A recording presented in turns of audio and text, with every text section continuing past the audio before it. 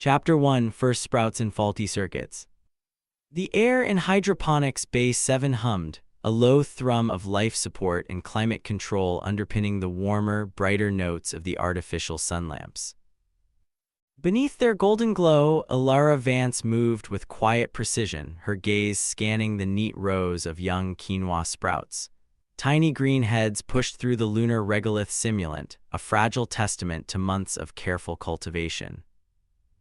Earthy scents mingled with the crisp, metallic tang of ozonated air recycled countless times. She knelt, gently probing the moisture levels near a particularly promising cluster, a faint frown line appearing between her brows. On the wall-mounted display nearby, the diagnostic panel for the Bay 7 automatic irrigation system blinked a familiar, infuriating yellow error code. Again. Damn it, that system was supposed to be state-of-the-art, precisely calibrated for the delicate water needs of her experimental strain. Another failure meant another delay, another round of manual checks, another deviation from the optimal growth schedule. She bit her lower lip, tucking a stray dark curl behind her ear, leaving a faint smudge of simulant dust on her cheek. Worry coiled in her stomach. These plants were her responsibility, her contribution to Copernicus station's precarious self-sufficiency. Failure wasn't just frustrating, it felt deeply personal. Right now, though, arguing with the code wouldn't help. What she needed was caffeine, strong caffeine. And maybe, just maybe, the jolt would spark an idea for a temporary workaround before she had to wrestle with the official maintenance request system. Straightening up, Alara brushed off her knees and headed towards the bay door, her mind already mapping flow regulators and pressure valve settings.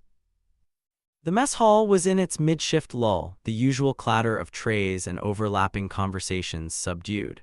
Alara made a beeline for the gleaming chrome dispenser unit nestled in the corner, BARISTA, Unit 734. Its small screen displayed a cheerful, animated smiley face. "One standard synth coffee, black," she murmured at the order panel, her voice barely audible above the station's ambient hum. "Processing," the unit chirped in its relentlessly upbeat synthesized male voice. "Request, standard synth coffee, black. Optimal human fuel selection for maximum productivity. Might I interest you in today's special? A stimulating Nutriloaf-infused latte, guaranteed to enhance workflow synergy." Alara managed a weak grimace. "Just the black coffee, please, Bari." The smiley face winked, acknowledged.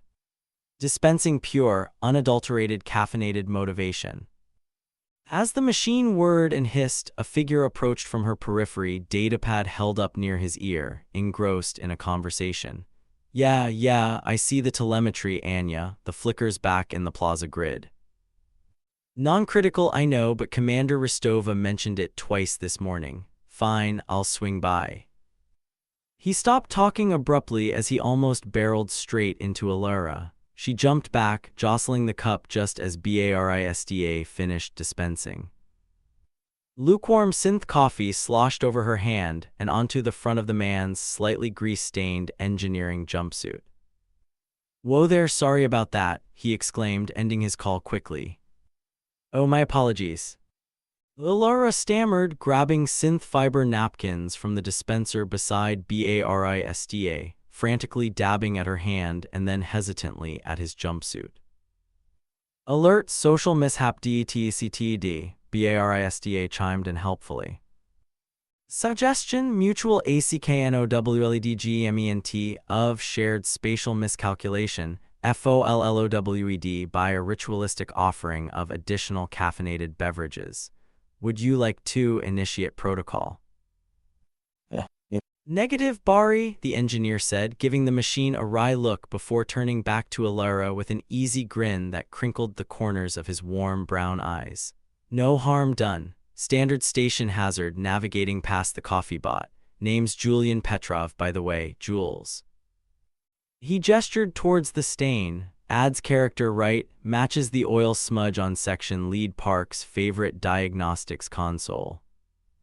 Alara felt heat rise in her cheeks. She wasn't good at this banter, unexpected interactions. His humor felt loud. Ilara Vance, she mumbled, avoiding direct eye contact. Hydroponics. I should get back.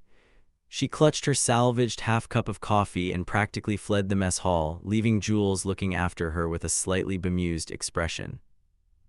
Jules watched her retreat, a flicker of curiosity mixing with his amusement. Hydroponics, huh? Serious type. He shook his head slightly, then turned his attention back to the station's needs. First, that damn flickering hollow sky. Later, in the vast expanse of the central plaza, Jules whistled softly under his breath, a tune barely audible over the omnipresent hum of ventilation. Above him, the domed ceiling projected a high-resolution image of Earth, a serene blue marble hanging in simulated starlight. Except near the simulated Terminator line, a section kept pulsing erratically, a tiny visual stutter that drove perfectionists and station commanders mad.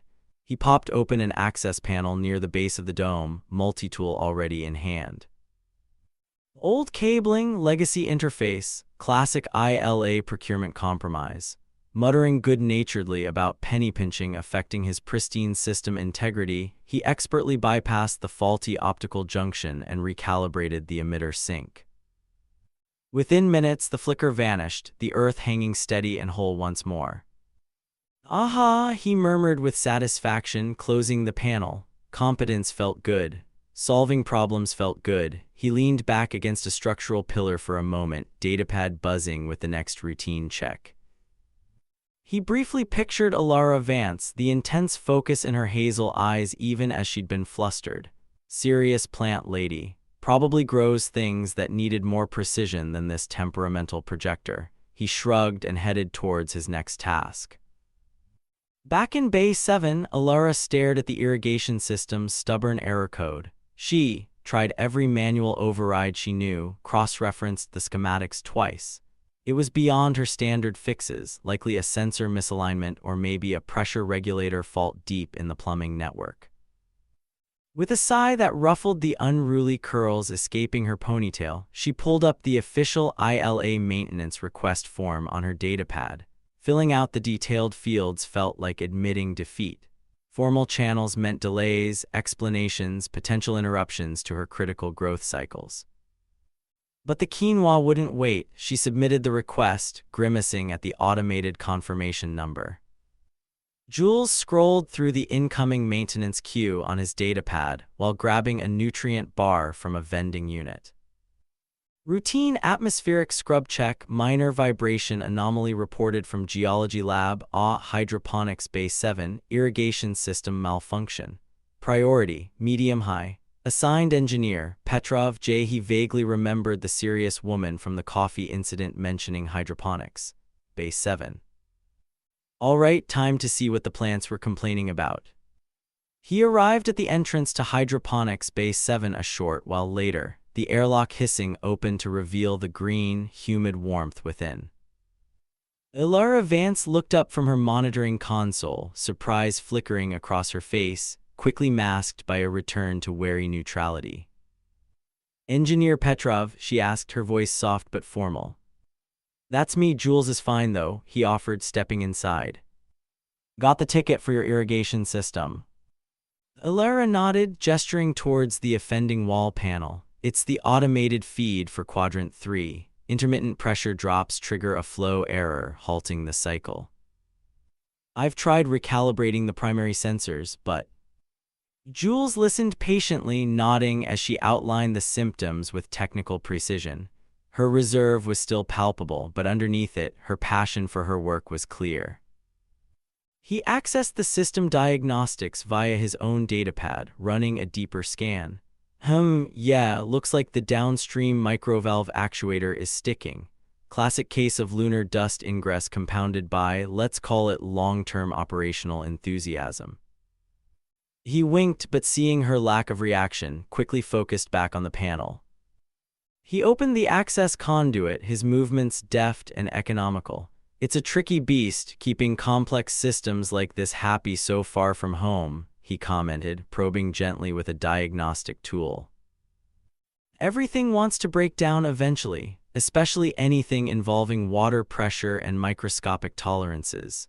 kind of like BARISDA's coffee programming, fundamentally flawed, but we make do. To his surprise, a tiny smile touched Alara's lips. Its workflow synergy latte suggestion this morning was ambitious. Jules chuckled, that's putting it mildly. He located the sticky valve. A quick blast of compressed nitrogen, a gentle manual adjustment, and a software reset later, the diagnostic panel shifted from blinking yellow to a steady, reassuring green. There you go, he said, closing the panel. Should hold pressure now. Keep an eye on it, but I think we've pacified the plumbing gods for today. Alara watched the display, the tension visibly easing from her shoulders. A genuine smile bloomed on her face, softening her features and making her eyes sparkle.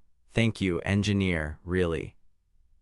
This whole batch is, she trailed off, seeming hesitant to share more.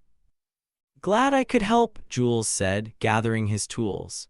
As he turned to leave, his gaze caught an embroidered patch on her jumpsuit sleeve, not the standard ILA logo, but a detailed rendering of a delicate, curling fern frond. Hey, is that a maidenhair fern? Haven't seen one of those since Earth.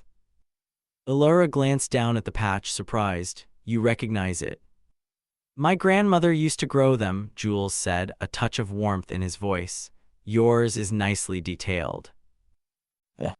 Alara looked momentarily flustered again, but pleasantly so this time.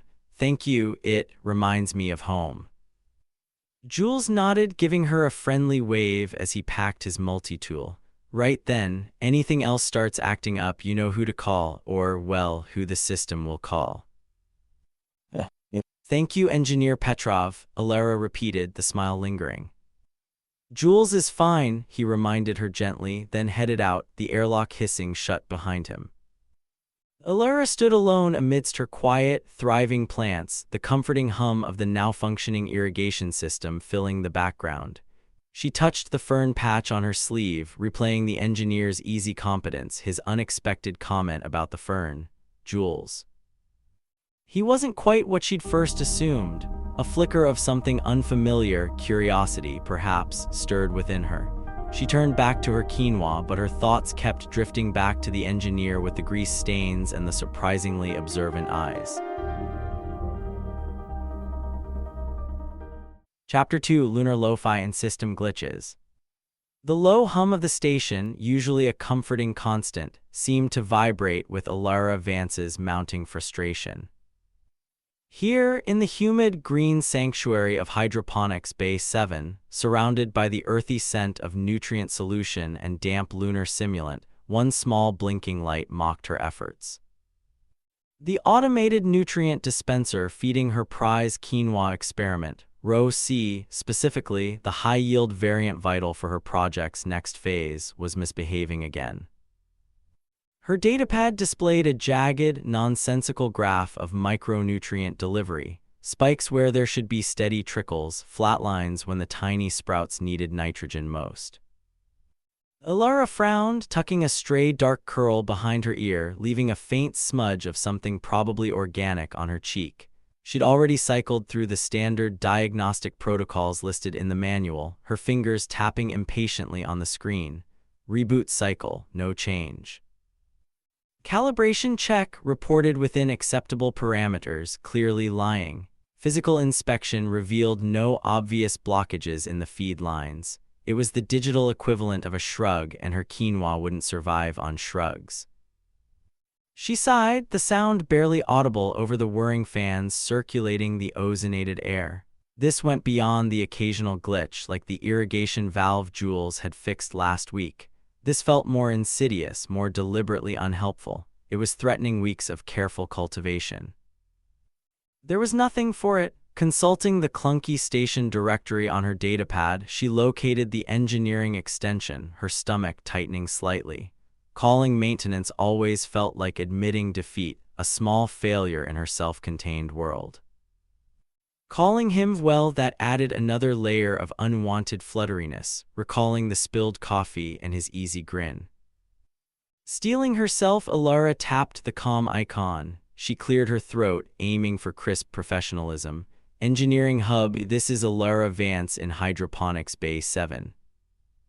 Requesting assistance with Nutrient Dispenser Unit 7C. It's showing erratic micronutrient delivery rates, non-responsive to standard diagnostics. She bit her lower lip, waiting for the response, hoping it wouldn't be, well, hoping her voice hadn't sounded as strained as it felt. In the controlled chaos of the engineering hub, Jules Petrov was juggling three things at once. A flickering diagnostic screen showed the power conduit schematics for Sector Delta, where someone had reported a weird buzzing. A half-eaten protein bar sat precariously balanced on a console.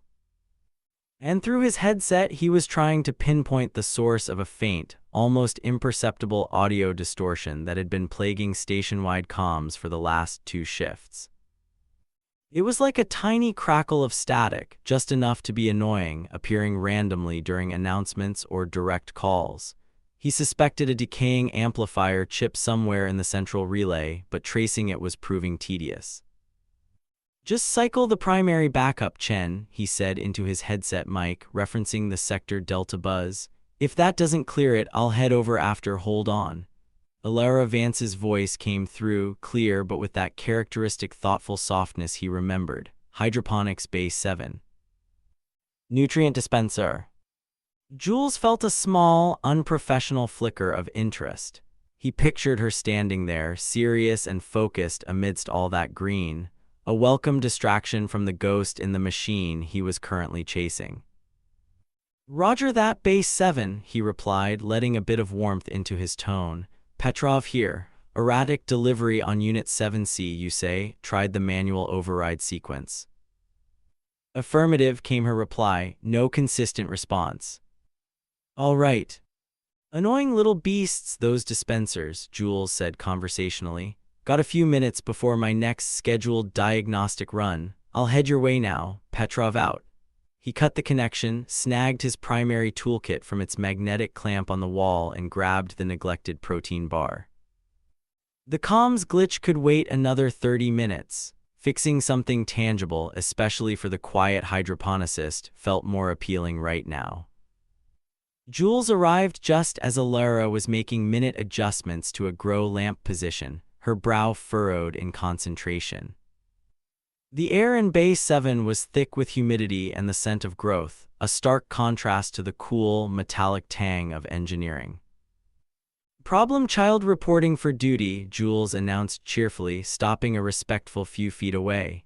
He saw her start slightly, then turn, offering a small, polite smile. "Thanks for coming so quickly, Jules." Her voice was quieter in person than over the comms. Still a bit formal, but the awkwardness felt less charged than their coffee encounter. "No problem, let's see this delinquent dispenser." Alara led him to the offending unit attached to row C. She pointed to the diagnostic port and the small display showing the erratic readings.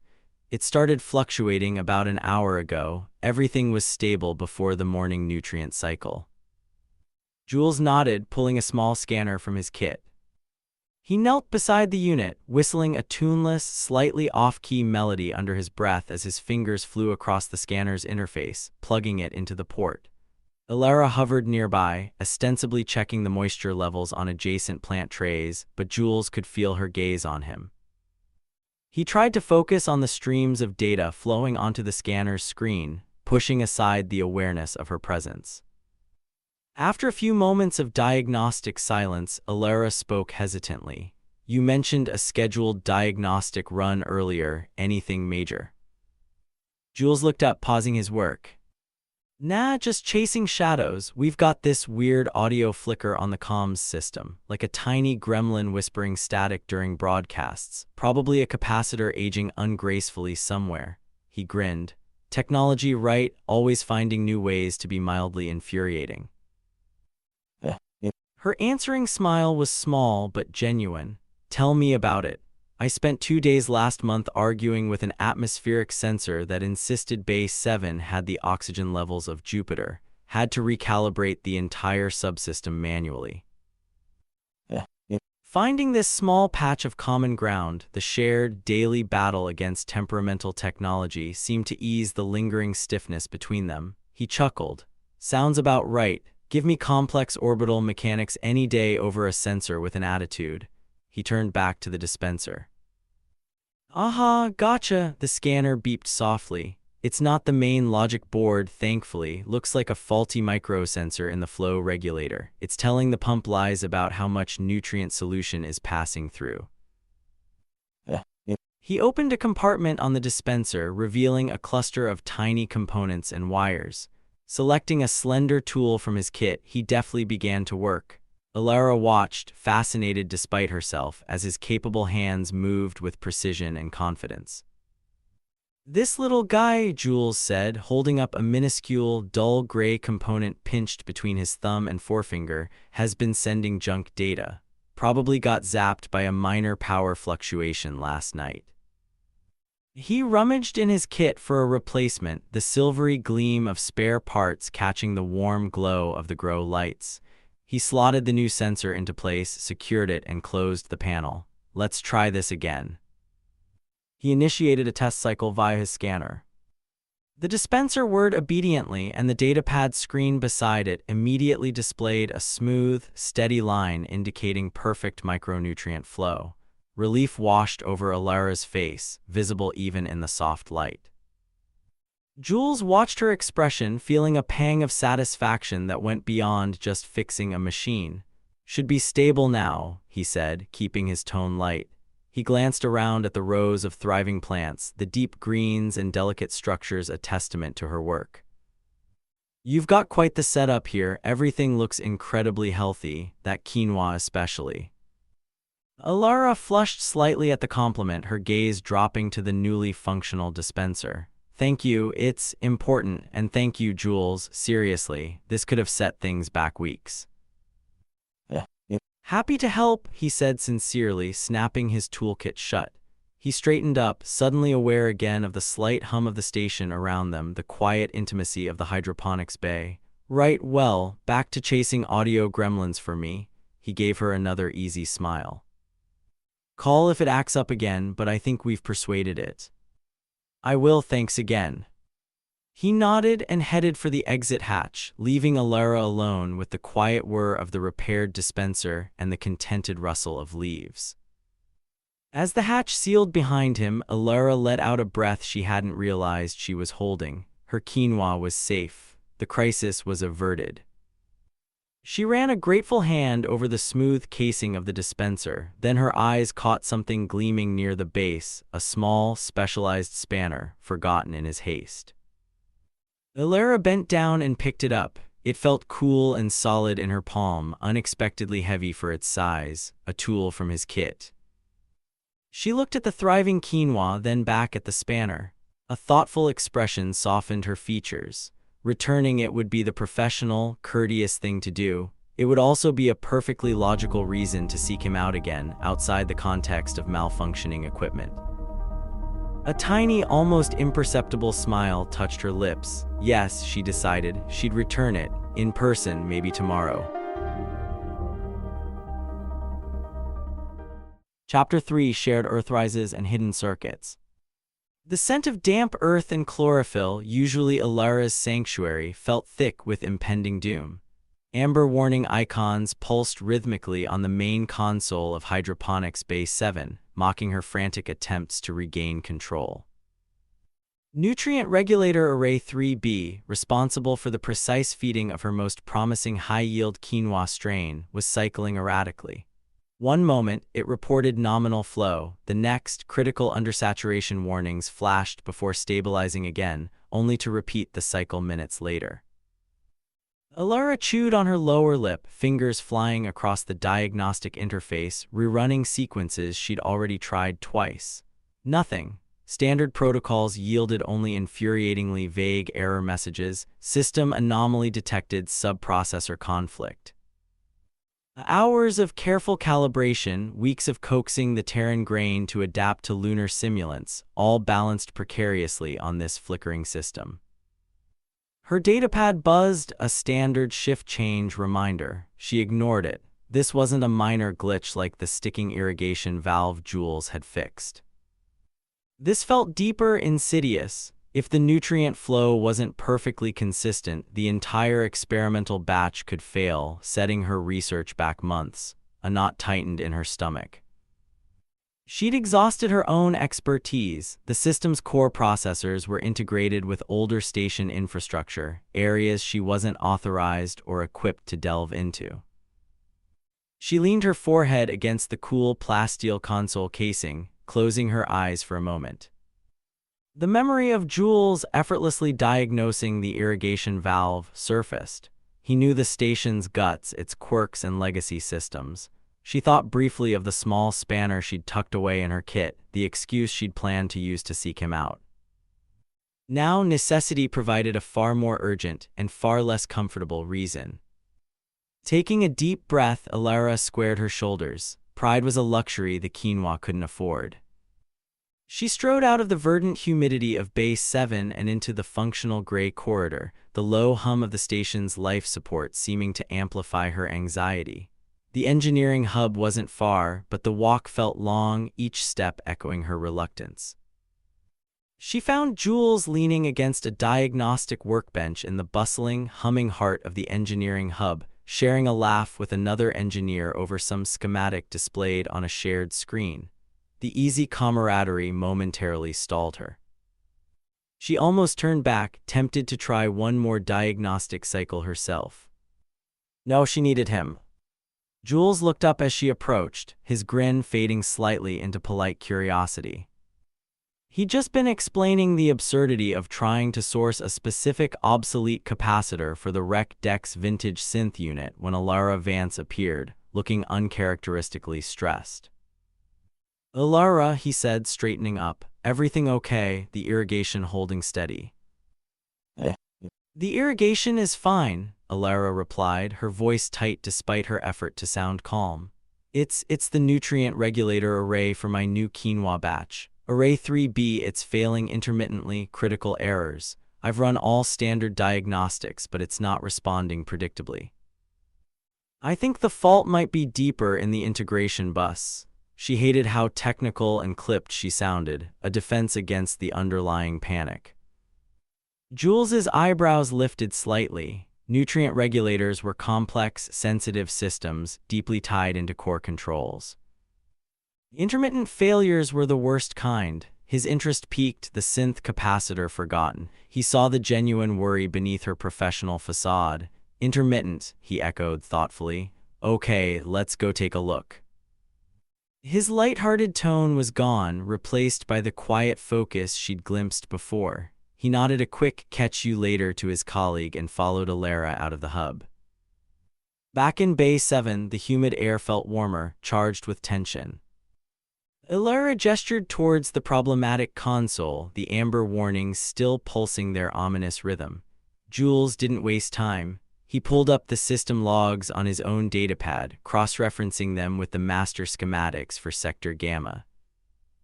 He moved with an efficiency that was almost mesmerizing, his usual easygoing manner replaced by intense concentration. He muttered technical specifications under his breath, tracing data pathways on his screen.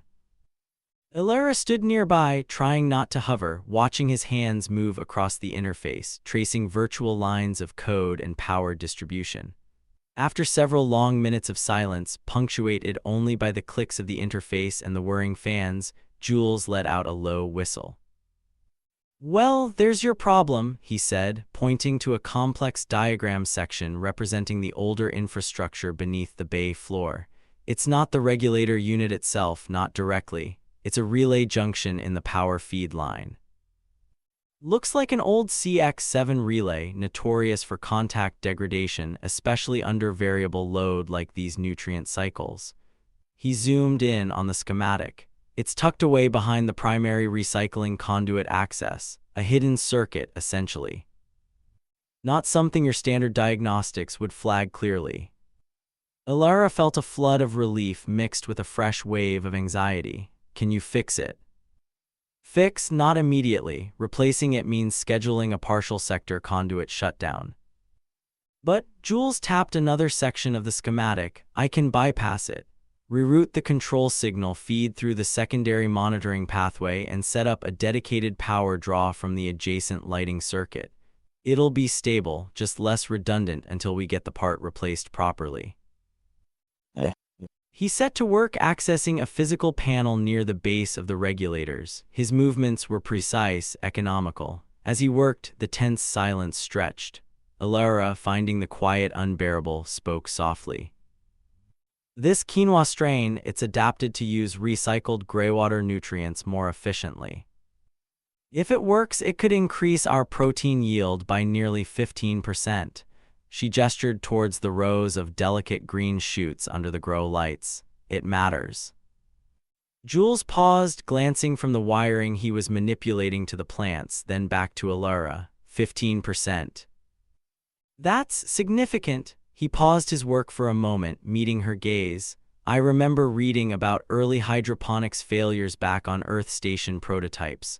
One bad relay wiped out 6 months of algae culture development. His tone was devoid of jokes, just quiet understanding. Everything up here is connected, everything matters. That shared understanding settled between them, more potent than any witty banter. Alara watched him thread a bypass wire, clamp it carefully, then initiate the rerouting sequence on his datapad. The amber warnings on the console flickered, then extinguished, replaced by steady green status indicators. The nutrient flow readings stabilized, holding perfectly within optimal parameters. Jules ran a final diagnostic sweep, nodding with satisfaction. That should hold it, rock solid for now. I'll file the work order for the relay replacement, but you shouldn't see any more interruptions. He closed the access panel and turned to face her, wiping a smudge of dust from his cheek with the back of his hand. Relief washed over Alara, so potent it almost made her dizzy. Jules, thank you. Really, you saved the entire batch. The gratitude in her voice was raw, undisguised. I don't know what I would have done. He offered a small, tired smile. Part of the job, keeping the lights on, the air breathable, and the quinoa fed. The joke was there, but softer, gentler than usual. Glad I could help Alara. Later that evening cycle, the lingering adrenaline from the near crisis left Alara restless. Her quarters felt too small, the hum of the station too loud. She needed space, perspective. The stargazer's perch, with its wide viewport facing the void, called to her. She entered the darkened lounge. Soft ambient light illuminated a few empty contour chairs, and sitting in one, silhouetted against the vast starfield, was Jules. He was looking out the main viewport, where the brilliant blue and white curve of the Earth was majestically clearing the lunar horizon. An Earthrise. Her steps faltered. She hadn't expected anyone, let alone him. Retreat felt cowardly after the day's events. She moved quietly towards another chair, a respectful distance away. Jules glanced over, acknowledging her presence with a slight nod. No surprise flickered in his eyes, just quiet acceptance. The silence stretched, filled only by the near-subliminal thrum of the station around them and the overwhelming spectacle outside. The Earth ascended, a breathtaking marble of life against the infinite black, its reflected light bathing the lounge in a soft, ethereal glow. It was Jules who finally broke the silence, his voice low, thoughtful. Funny, isn't it? Down there, everything changes so fast. Cities rise, forests fall, people live whole lives. Up here, he gestured towards the Earth, it just hangs there, always the same view, more or less steady. Alara considered his words, watching the familiar continents swim into view. Maybe that's why we need it, she murmured, surprising herself with the personal reflection, a reminder of what we're working for, why we build gardens in the dust. He turned his head slightly, looking at her profile outlined in Earthlight. He didn't respond immediately, just watched the curve of the planet crest the horizon. The silence returned, but it felt different now, shared, comfortable. After a long moment, the Earth hung fully visible, a radiant jewel in the velvet sky. Jules turned back to the viewport, but Alara caught the ghost of a smile on his lips before he did. He let out a quiet breath. Eventually, the moment felt complete. Alara rose quietly. Jules looked over as she prepared to leave. He didn't offer a quip or a casual goodbye. Instead, he gave her a small, genuine smile, the kind that reached his eyes, crinkling the corners slightly. Alara felt a faint warmth rise in her cheeks. She returned the smile, a hesitant but sincere curve of her own lips. Then she turned and left the lounge, the image of the Earthrise and Jules's quiet presence imprinted firmly in her mind. Jules remained for a few more minutes, watching the Earth hang brightly against the stars. The usual restlessness that often drove him to seek distraction felt muted, replaced by a quiet contentment, a resonance he hadn't expected. Alara's presence, her quiet depth revealed first in desperation and then in contemplation, lingered long after she'd gone. The steady blue orb outside seemed to hold a new kind of promise.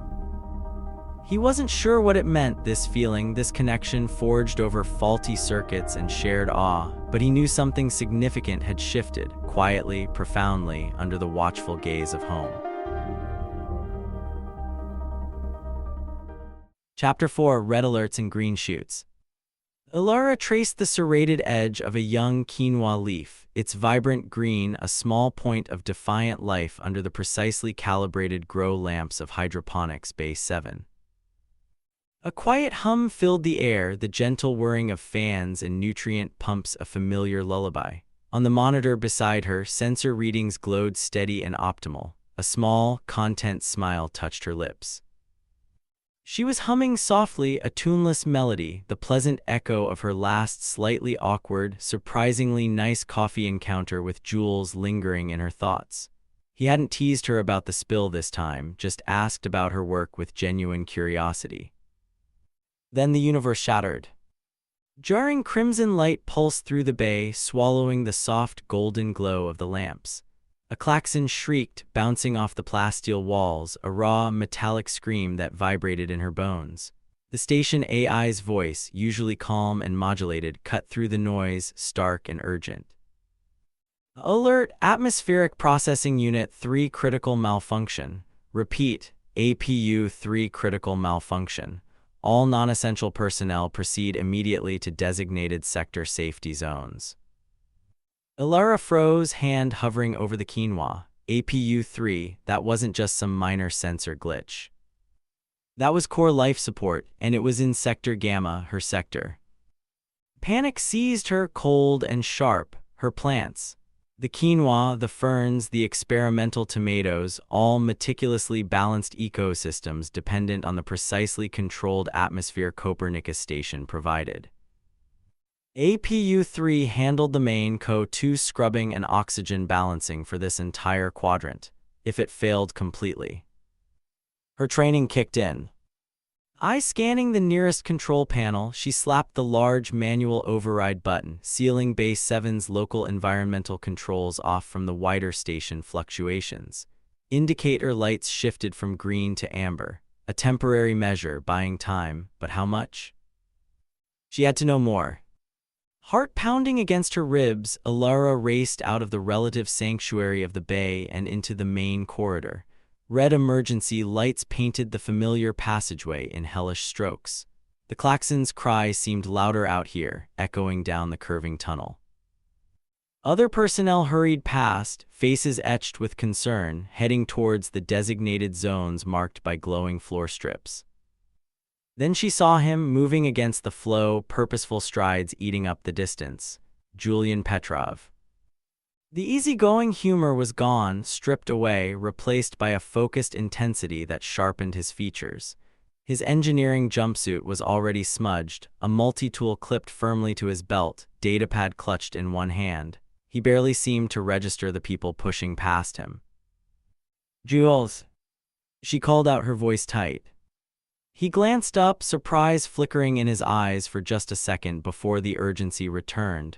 He slowed momentarily as she reached him. "APU 3 down hard," he said, his voice clipped low, "all business. Controls the primary air mix and recycling for your whole sector, Alara. This is a big problem." Fear clenched tighter in her chest. She nodded, understanding the gravity. "I've initiated local lockdown on Base 7's environmentals. What's the status?" "Cascading failure alarms. Looks bad." "I'm heading to the primary access junction now." He jerked his head down a perpendicular corridor. "Keep your bay sealed, follow safety protocols." he started to move again. Wait, Elara hurried after him. The standard failure cascade model, it might not fully account for the bioload feedback loop in my bays, especially the quinoa beds, dense O2 CO2 exchange. If the system fails in a specific pressure differential pattern, my buffer tanks could overload faster than the standard models predict. Jules stopped again, turning fully towards her now. He looked at her, really looked at her, his brow furrowed in concentration. He processed her words, his engineering mind instantly grasping the implication, a new, dangerous variable. He led the way rapidly down the corridor, stopping before a heavy-looking circular hatch set low in the wall, marked with faded yellow stenciling, Maintenance Access Tunnel, Delta Prime. He knelt, already keying codes into the access panel beside it. Diagnostics confirm, he muttered, eyes fixed on his datapad screen displaying rapidly scrolling error logs. Remote overrides aren't responding. Regulator circuit looks fried, possibly a conduit breach. Need physical access. He glanced up at the hatch, then back at Elara. It's the only direct route to the primary conduit junction from here. Elara took a deep breath. I'm coming with you. Jules looked sharply at her. Absolutely not. It's cramped, potentially hazardous.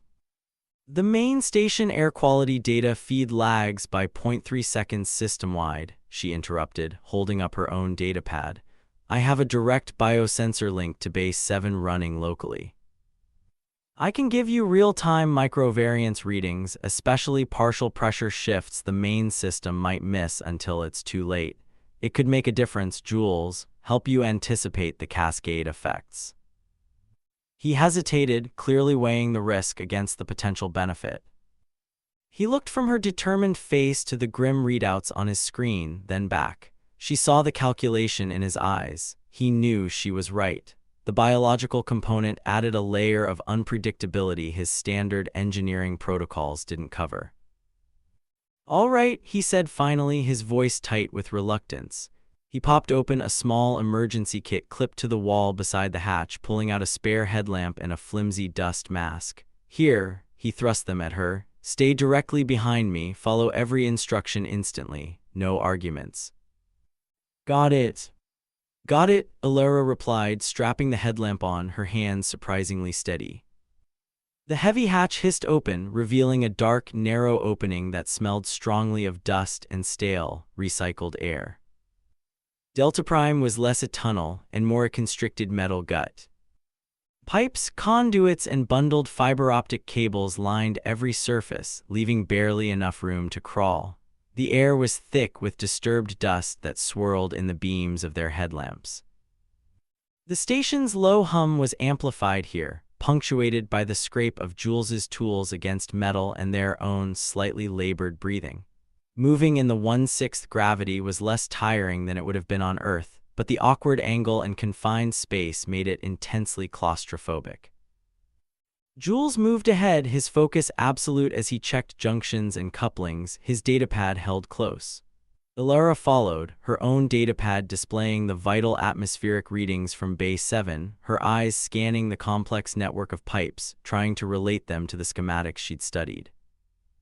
Suddenly, a low rumble vibrated through the tunnel walls, a sympathetic vibration from stressed systems elsewhere on the station. The main lights flickered violently, bathing them in strobing crimson, then winked out completely. Darkness slammed down, absolute and suffocating. Elara gasped, instinctively reaching out, her hand brushing against Jules's arm. For a terrifying second, there was only the sound of their breathing and the thrum of the station around them. Then, a dim, sickly green glow emanated from Jules's utility pack as emergency chem lights activated. It wasn't much, but it pushed back the utter blackness. System strain, Jules said, his voice tight but calm. Emergency lighting should kick back in momentarily. Stay put. He was already working on a large valve assembly, his multi-tool clicking efficiently in the eerie green light. Vance, give me the differential pressure reading from Bay 7's internal sensors. Now. Elara focused on her datapad screen, its backlight momentarily blinding. Holding steady at 1.8 kPa, dropping, 1.75 stable at 1.73. Yeah. Yeah. Good, Jules grunted, applying torque to the valve. Clear readings, better than the main console feed would be right now, especially with that flicker. It wasn't overt praise, but in the tense silence of the tunnel, it felt significant. She continued feeding him the data, her voice low and steady, a counterpoint to the clicks and scrapes of his work. Finally, they reached a larger junction box further down the cramped conduit. Even in the dim emergency light, the damage was obvious. A thick plasma conduit designed to carry ionized gas for the atmospheric processing cycle showed a jagged crack weeping faint, shimmering particles. Nearby, a regulator unit was blackened and deformed, clearly fried. There it is, Jules breathed. He peered closer, assessing the damage. Okay. Standard seals won't hold against that pressure variance. Need to isolate the conduit section, reroute primary flow through the auxiliary bypass, and manually override the regulator sequence. It's risky, the feedback loop, he muttered technical specifications under his breath, already working, his movements precise and economical despite the awkward space. Reading pressure fluctuations, Alara reported, watching her datapad intently. Oscillating now. 1.9, 2.1. Almost got the bypass clamped, Jules grunted, straining against a locking mechanism. Pressure spiking 2.5 kPa, Alara's voice rose slightly. With a sharp metallic clang, Jules wrenched something into place. Done, override engaged. Yeah. There was a loud hiss from the junction box, followed by a gradual lessening of the shimmering effect around the cracked conduit. The angry red emergency lights flickered back on, painting the confined space in their urgent glow once more. Then, incredibly, the klaxon cut off mid-shriek. The station AI's voice filled the sudden silence, blessedly calm. Atmospheric Processing Unit 3 preliminary stabilization achieved. System pressure returning to nominal levels. Warning status reduced to yellow alert. Engineering teams report to command center for debrief. Jules sagged back against the tunnel wall, letting out a long, shaky breath. He wiped a grime-streaked hand across his forehead. He looked at Alara, his eyes meeting hers in the crimson light. Exhaustion warred with intense relief on his face. A shared, unspoken understanding passed between them. They'd done it. Emerging from the dusty confines of Delta Prime felt like surfacing from underwater. They were blinking in the slightly brighter, cleaner light of the main corridor when Captain Eva Rostova met them. Her face was granite stern, her command uniform immaculate, flanked by two watchful station security officers. Petrov, report, she commanded, her sharp gray eyes sweeping over their disheveled appearances. Jules straightened, fatigue momentarily forgotten. He delivered a concise technical summary: conduit breach, regulator failure, manual bypass implemented, system stabilizing. He didn't mention Alara's specific contribution, just referred to real-time environmental monitoring support. Rostova absorbed the information with a curt nod. Your swift action likely prevented a full sector gamma atmospheric failure and potential cascade into adjacent systems. Consider that noted. Her gaze flickered to Alara for a brief moment. Dr. Vance, your specialized input was valuable in assessing the biological impact factors.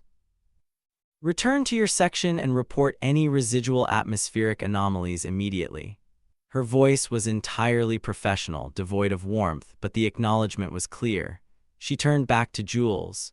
Get a full diagnostic report and a permanent repair proposal on my desk by 800 station time, Petrov. Dismissed. Jules nodded, already turning towards the engineering hub. Alara watched him go for a second, then pivoted, hurrying back towards Hydroponics Bay 7, her own exhaustion momentarily forgotten. The air inside the bay still tasted slightly metallic, but the low hum of the environmental controls was steady, reassuring. The amber lights on her manual override panel were blinking, awaiting reset. Her gaze swept across the rows of green. The tomatoes looked slightly wilted, the ferns drooped, but everything seemed alive. Her heart hammered as she approached the quinoa test beds. She leaned closer, scanning the delicate stalks. They looked fine, stressed perhaps, but fundamentally unharmed. Relief washed over her, so potent it made her knees weak, and then she saw it. On the tips of several stalks, nestled amongst the green leaves, were the tiniest, most exquisitely formed clusters of white flower buds. Against all odds, despite the atmospheric plunge and pressure fluctuations, the quinoa wasn't just surviving, it was progressing. It was flowering. A shaky smile touched Alara's lips, resilience, growth even in the face of crisis. She pulled out her datapad, her fingers fumbling slightly on the screen. She typed a quick message addressing it to Jules's comm ID. "They're okay, the quinoa, it's flowering, thank you." Later, much later, under the dimmed lights of the station's designated night cycle, Alara found herself nursing a lukewarm nutrient broth in the nearly deserted mess hall. The adrenaline had crashed, leaving behind a bone-deep weariness. Barista hummed quietly in the corner, its screen displaying a sleepy, smiley face, ZZZS drifting from it. Footsteps echoed faintly, and then Jules was there, slumping into the chair opposite her. He looked as drained as she felt, his jumpsuit stained with grease and silent, his hair sticking up at odd angles. The usual witty banter felt miles away. A quiet, comfortable silence settled between them, thick with unspoken thoughts. "That was closer than I like," Jules said finally, his voice rough with fatigue. He scrubbed a hand over his face. "Have to admit, I wasn't just worried about the APU." He met her eyes across the table, his gaze direct, stripped of its usual layers of humor. "I was worried about you. And your leafy overlords." A genuine, warm smile spread across Alara's face, chasing away some of the exhaustion. She saw him then, not just the capable engineer or the witty colleague, but the person who had been genuinely scared, not just for the station, but for her. The shared ordeal had burned away pretense, leaving something raw and real in its place.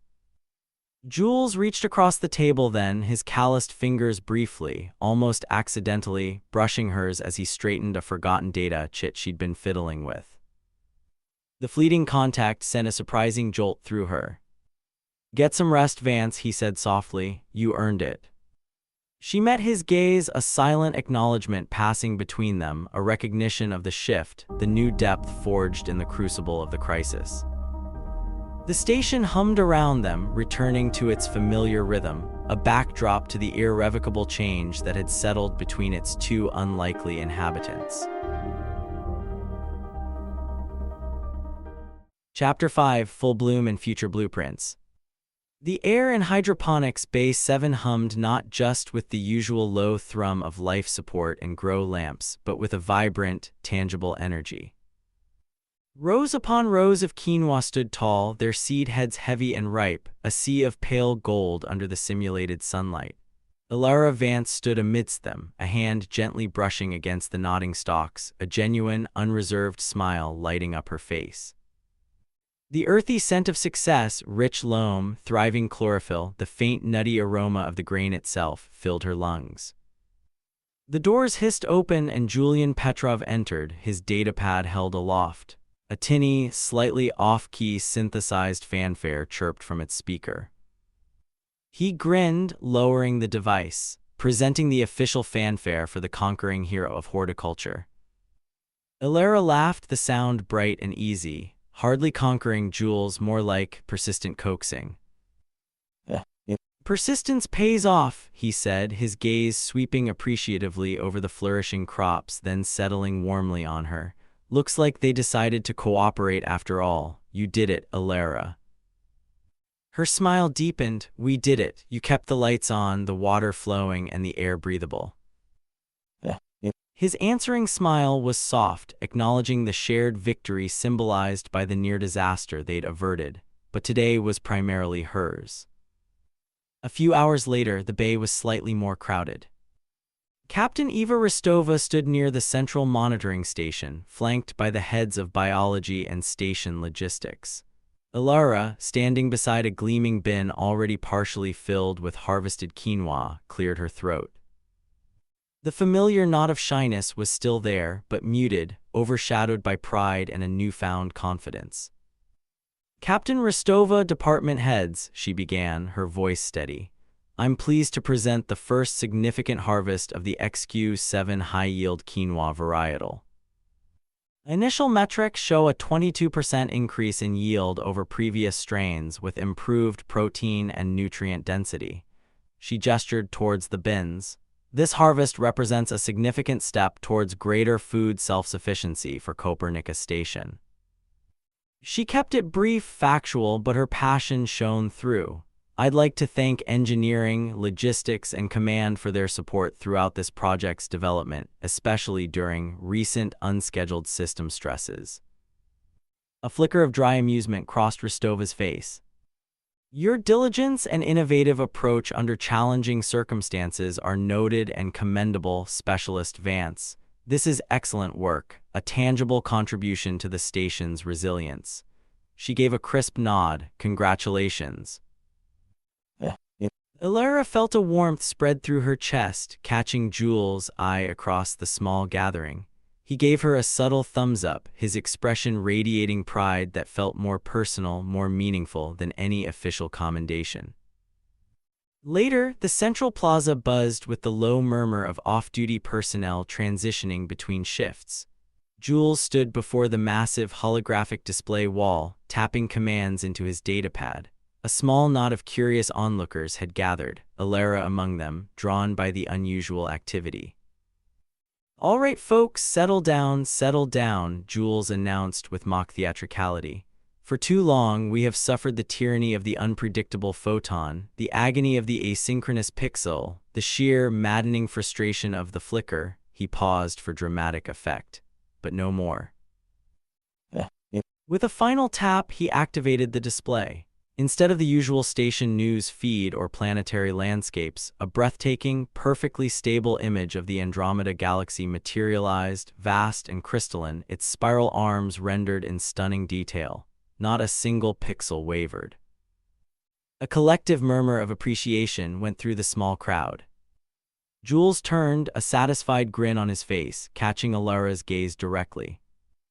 "I'd like to dedicate this moment of unflickering beauty," he said, his voice softening slightly, the humor momentarily giving way to sincerity, "to those who inspire us to fix things.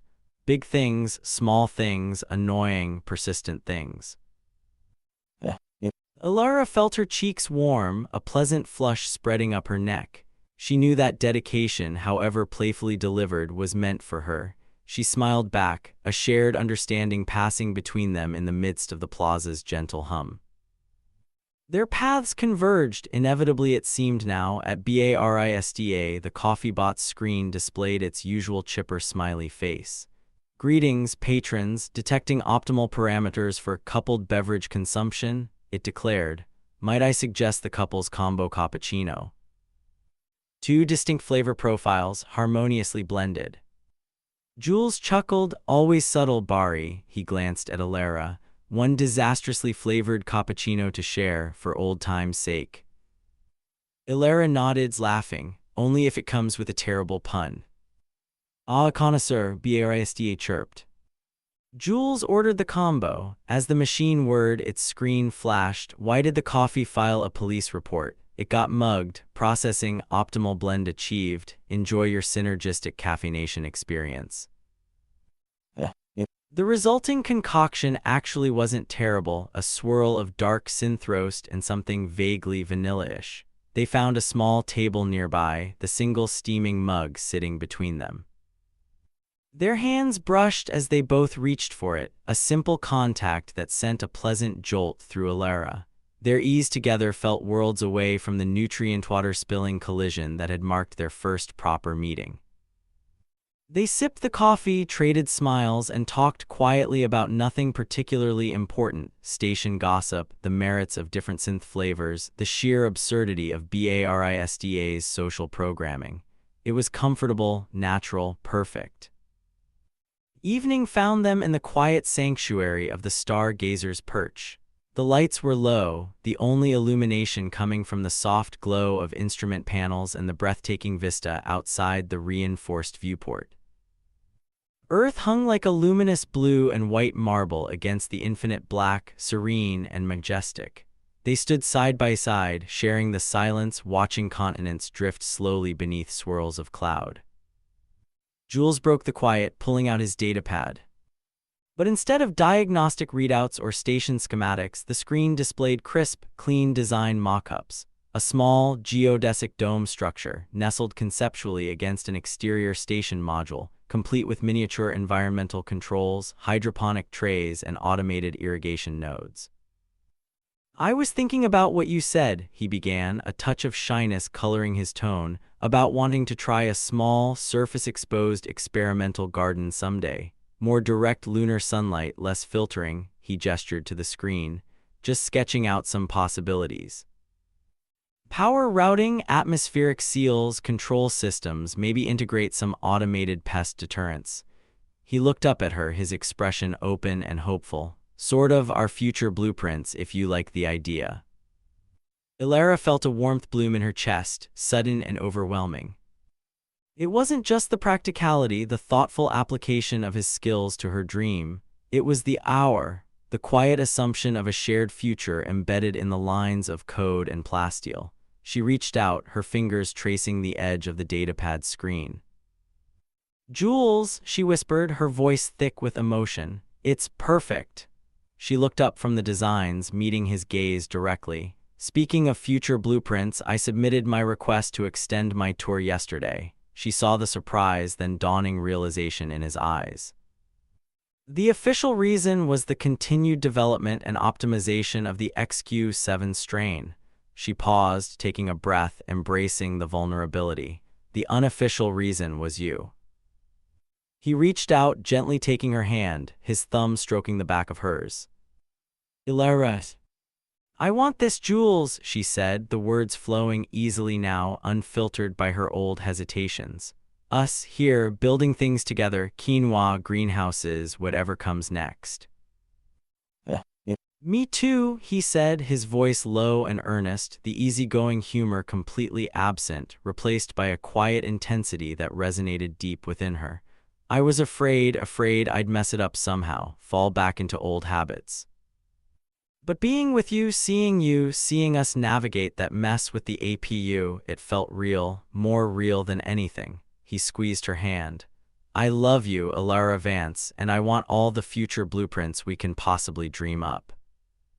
Her heart swelled. "I love you too, Julian Petrov." He leaned in and she met him halfway. Their kiss wasn't frantic or desperate like the one stolen amidst crises. It was slow, deep, a deliberate sealing of promises spoken and unspoken, a confirmation of love acknowledged and embraced. Later, they remained by the viewport, the datapad with its hopeful designs resting on the console between them.